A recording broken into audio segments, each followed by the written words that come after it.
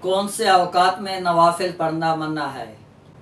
12 وقتوں میں نوافل پڑھنا منع ہے۔ نمبر 1، طلوع فجر سے لے کر طلوع آفتاب تک۔ نمبر 2، نماز عصر سے سورج کے زرد ہونے تک۔ نمبر 3، غروب آفتاب سے فرض مغرب تک۔ نمبر 4، جماعت کے کھڑے ہونے کے وقت سوائے فجر کی 2 سنتوں کے علاوہ فقہ حنفی کے نزدیک اگر فجر کی 2 سنتیں رہ گئی ہوں اور جماعت کھڑی ہو گئی ہو، اگر کسی کو یہ گمان ہو جماعت کے ساتھ شامل ہو جاؤں گا، تو اس کے لیے ضروری یہ ہے کہ پہلے سنتیں ادا کرے، اس کے بعد جماعت کے ساتھ شامل ہو جائے۔